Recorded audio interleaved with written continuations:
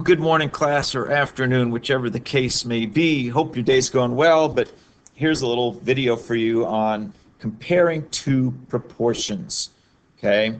We're actually looking at the difference between the two, and we're just going to deal with a confidence interval today. So we're going to look at what's the shape of the sampling distribution look like, what conditions need to be met for doing this, and we're going to today construct and interpret a confidence interval. We're going to save performing the significance test for next class. Anyway, here's the problem. As part of the Pew Read-Internet and American Life Project, researchers conducted two surveys in late 2009. The first survey asked a random sample of 800 U.S. teens about their use of social media and the internet. The second survey posed similar questions to a random sample of 2,253 U.S. adults. In these two studies, 73% of teens, 47% of adults said that they use social networking sites.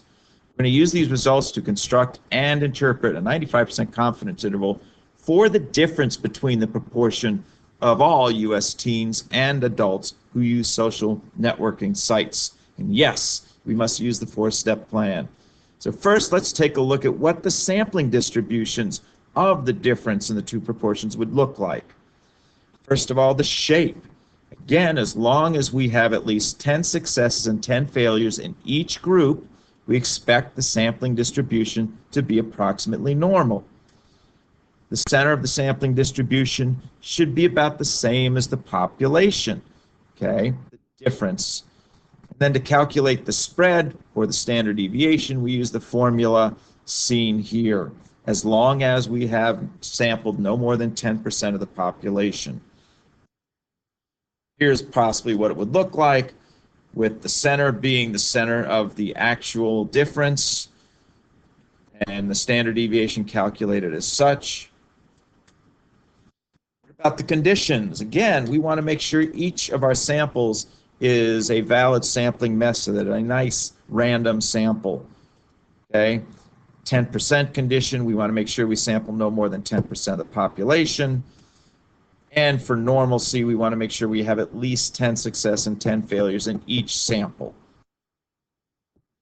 So in order to calculate the actual interval, again, it's interval. It's the statistic, which is the difference between the two proportions.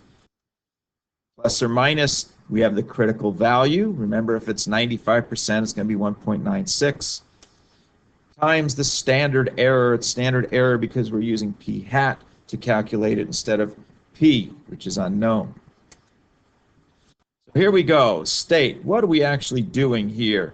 Okay, we want to construct a 95% confidence interval for the difference in proportion of teens and adults who said they use social media networking. So first we have to do our plan here.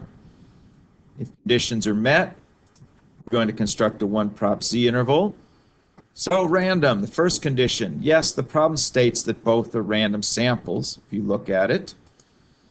10% rule, we're going to assume at least 8,000 teens and 22,530 adults, which is 10 times our sample size. So I'm confident of that. And then for normal, we want to make sure we have success or failures are all greater than 10. Calculate them all. We see how many successes and failures I can expect in each group. All are greater than 10, so I'm good with the conditions. Do part, using this formula again to calculate it by plugging in the numbers. I'll do it first here. So here is the numbers plugged in. When I calculate it all out, I get an interval from 0.223% to 0.297. That's teens minus adults. So I'm pretty sure if the teens is greater than adults, that the interval would show positive numbers. Okay, I can do this also on my calculator by doing a 2 prop z interval. So here's the interpretation. Again, when I interpret, we're 95% confident that the interval from 0.223 to 0.297 captures the true difference in proportion of teens and adults who said that they use social networking sites. Oops, sorry about the spelling. So actually going back, is this convincing evidence that the teens tend to use social networking sites more than adults? Well, if there was no difference, we'd expect the teens minus adults to be 0. we look at our interval, 0 is not in the interval. In fact, the interval is positive, which means that we really expect the difference to be more teens than adults. So really this is good evidence that the proportion of teens is greater than the proportion of adults. If there was a 0 in the interval, we would not have good evidence that one group was greater than the other.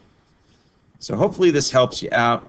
I have a few questions on the homework. I'll go through them slowly, where you talk about the shape, center, and spread of the sampling distribution and all that. And eventually you're going to have to solve for one.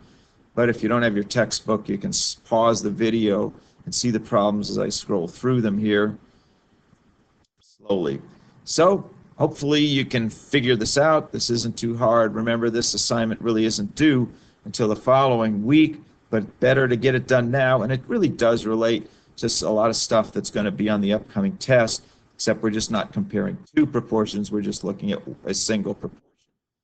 Thanks a lot, and we'll see you next week.